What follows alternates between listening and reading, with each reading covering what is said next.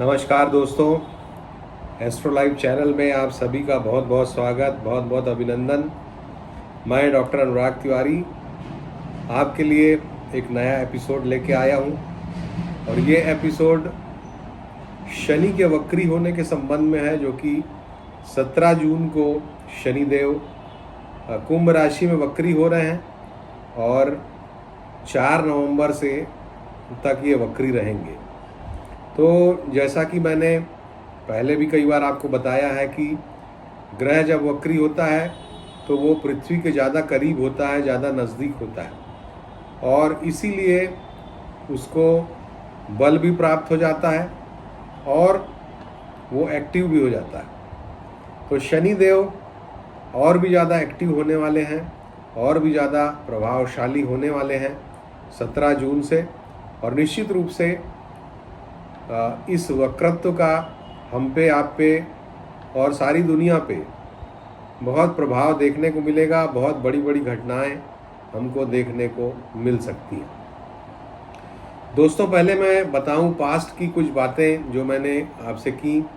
मंगल के कर्क राशि में आने और नीच के होके एक्टिव होने से जो मैंने प्रिडिक्शंस किए थे वो सभी की सभी बातें ऑलमोस्ट सही हुई हैं। जैसा कि आप देख रहे हैं कि किस तरह की परिस्थितियां बनी हुई हैं, चाहे वो पाकिस्तान हो, चाहे वो हमारे देश में मणिपुर की हिंसा हो, और राजनीतिक परिदृश्य भी आप देख रहे हैं। पहले भी मैंने अपने वीडियोस में बताया था आपको भारतीय जनता पार्टी और कांग्रेस की कुंडलियों का विवेचन करके कि अभी मार्च 2024 तक भाजपा की कुंडली थोड़ी सी कमज़ोर पड़ रही है और कांग्रेस की कुंडली मजबूत हो रही है। और वही बातें मेरी सही सिद्ध हुई, जो कि पहले हिमाचल में कांग्रेस की विजय हुई है और आज कर्नाटक में कांग्रेस जीती है। तो निश्चित रूप से ग्रह अपना असर दिखाते हैं। मार्च 2024 तक जो भारतीय जनता पार्टी की पत्रिका है उसमें कुछ बल कमज़ोर होता हुआ दिखाई दे रहा है, लेकिन मार्च के बाद कुंडली में पुनः बल की प्राप्ति दिखाई देती है। तो इसका इंटरप्रिटेशन आप लोग चुनाव के रूप में ले सकते हैं। एक बात मैं और करना चाहूँगा कि समीर वानखेड़े, ये नाम बहुत ज़्यादा उछला था बीच में मीडिया में, जब शाहरुख खान के बेटे आर्यन खान को इन्होंने पकड़ लिया था ड्रग के मामले में, और उस समय बहुत सारे वीडियोस आते थे समीर वानखेड़े की कुंडली की भी। हमारे कई ज्योतिष यूट्यूब पे बड़ी विवेचना करते थे और उनको बड़ा ही कुंडली की भूरी भूरी प्रशंसा करते थे। भले ही उस कुंडली में चांडाल दोष था, लेकिन कुछ हमारे जो एक तरफा सोच वाले ज्योतिष हैं, जो ग्रहों को न देख करके और कुछ विशेष एजेंडा के तहत प्रिडिक्शन करते हैं, उन्होंने कहा था कि ये बहुत ही मतलब ईमानदारी की प्रतिमूर्ति वाली कुंडली है। हालांकि उस कुंडली में चांडाल दोष था। तो अभी जैसा कि आप अगर न्यूज़ ट्रैक करते होंगे तो समीर वानखेड़े के 25-30 ठिकानों पे सीबीआई ने रेड डाली है और उनके ऊपर करप्शन के बहुत सारे आरोप हैं। तो दोस्तों, जो पास्ट में कई ज्योतिषियों ने प्रिडिक्शन किए थे, आपको उसका भी ध्यान रखना चाहिए कि किसने क्या कहा था। अगर आप ध्यान रखेंगे तो एक तरफा भविष्यवाणियाँ नहीं होंगी यूट्यूब पे, ऐसा मेरा मानना है। भविष्यवाणियाँ सही गलत होती हैं, मेरी भी कई भविष्यवाणियाँ गलत हो जाती हैं, वो एक दीगर इश्यू है। लेकिन अगर कोई सूरज निकला हुआ है और दिन है और उसको अगर कोई ये बोले कि सूरज निकला हुआ है लेकिन चूंकि बादल से ढका हुआ है तो रात है, तो इस तरह की ज्योतिषी विवेचना बिल्कुल भी स्वीकार्य नहीं है और नहीं होनी चाहिए आम जनता को भी। तो ये पास्ट की कुछ बातें हो गई। अब आइए मुख्य मुद्दे पे चलते हैं कि शनि देव वक्री हो रहे हैं और वक्री हो रहे हैं तो पृथ्वी के ज़्यादा पास आ रहे हैं, और पास आने की वजह से निश्चित रूप से शनि चूँकि सबसे स्लो मूविंग प्लैनेट हैं और सबसे ज़्यादा प्रभावित करते हैं हमको, आपको सभी को, तो निश्चित रूप से इसका हम सभी पर प्रभाव होगा। सबसे पहले तो ये प्रभाव होगा भारत की जो पत्रिका है, कर्क राशि की पत्रिका है और वृषभ लग्न की पत्रिका है। और वृषभ लग्न के हिसाब से अगर हम देखें तो 10वें भाव में वक्री होंगे और 9वें भाव की तरफ जाएंगे, उधर का फल करेंगे। तो 9वें भाव में शनि का गोचर भी कोई खास खराब नहीं होता है।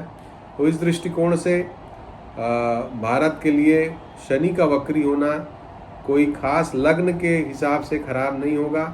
राशि कुंडली के हिसाब से जरूर अष्टम में शनि बैठ कर के वक्री होंगे और सप्तम की तरफ जाएंगे।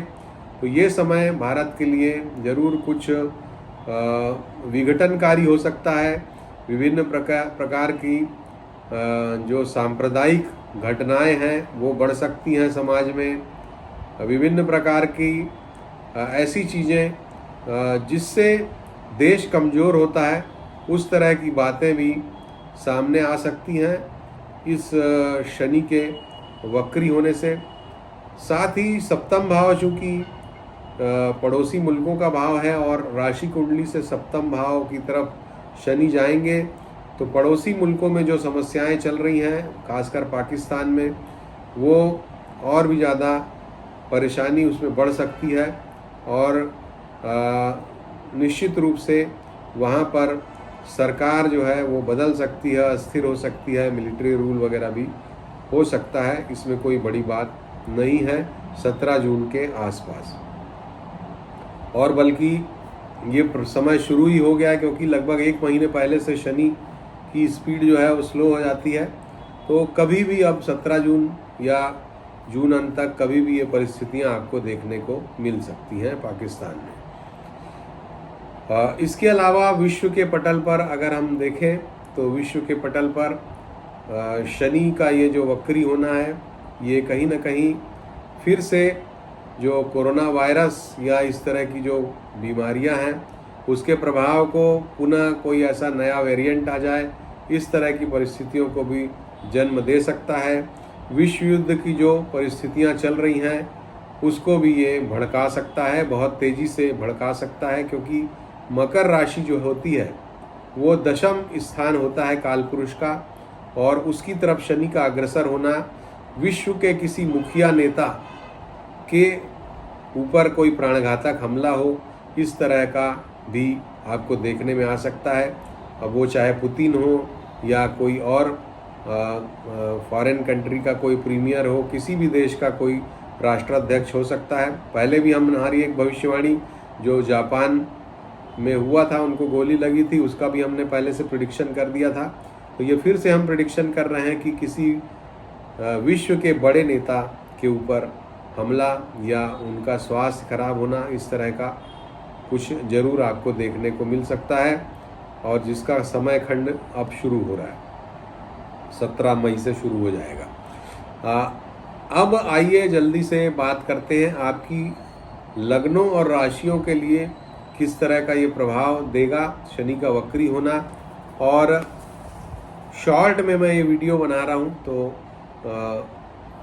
सबसे पहले मेष के लिए शनि का वक्री होना शुभ प्रभाव देगा, कामकाज आपका बढ़ेगा और सम्मान आपका बढ़ेगा।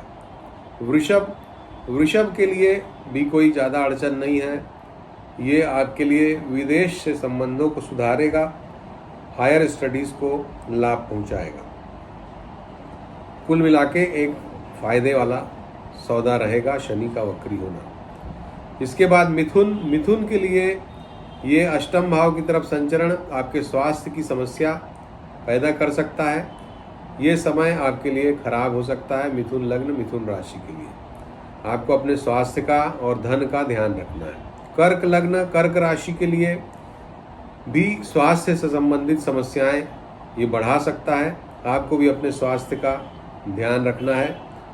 सिंह लग्न सिंह राशि के लिए ये अच्छा समय लेके आएगा, सकारात्मक समय लेके आएगा, आपको लाभ की परिस्थितियों का निर्माण होगा।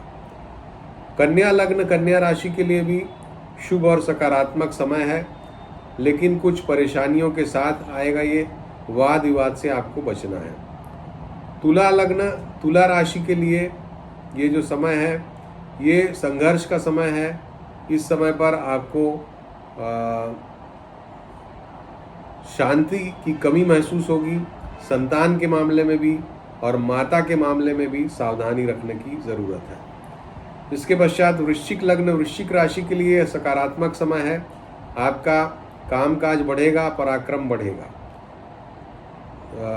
धनु लग्न, धनु राशि के लिए ये जो समय है ये सकारात्मक परिणाम लेके आएगा। धन का लाभ कराएगा, धन में आपकी वृद्धि होगी और अच्छी अच्छी चीज़ें आपको खाने को मिलेंगी। परिवार में कोई मांगलिक कार्य वगैरह हो सकता है। धनु के बाद मकर लग्न, मकर राशि के लिए ये बहुत सकारात्मक समय है। धन बढ़ेगा, सम्मान बढ़ेगा और आप समाज में ज़्यादा प्रतिष्ठित होंगे। कुंभ लग्न, कुंभ राशि के लिए ये चैलेंजेस को बढ़ाएगा, परेशानियों को पैदा करेगा। अननेसेसरी की यात्राएं आपको करनी पड़ेंगी, व्यय आपका काफ़ी बढ़ जाएगा। मीन लग्न, मीन राशि के लिए ये सकारात्मक समय है, लाभ को बढ़ाने वाला है। आप थोड़ा रिलीफ महसूस करेंगे जो पिछले कुछ दिनों से आप एक परेशानी महसूस कर रहे थे। यात्राओं में भी आपके व्यर्थ के भ्रमण में कमी आएगी। तो ये था दोस्तों 12 लग्नों और 12 राशियों के लिए शनि के वक्री होने का फल। और ज़्यादातर राशियों को ये फ़ायदा पहुंचा रहा है। जैसा कि आपने देखा, सिर्फ ज़्यादा परेशानी मिथुन, कुंभ और तुला को है और कुछ शारीरिक परेशानी कर्क को भी दिखाई देती है। तो ये था राशियों पे शनि के वक्री होने का असर। अगर आपको हमारे वीडियोस पसंद आते हैं तो हमारे चैनल को सब्सक्राइब कीजिए।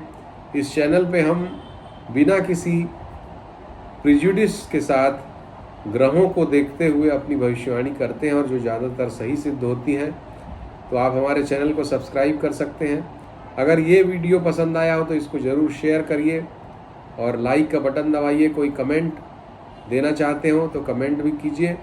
किसी खास विषय पे अगर आप वीडियो हमसे देखना चाहते हो तो वो भी हमें बताइए। नमस्कार, धन्यवाद।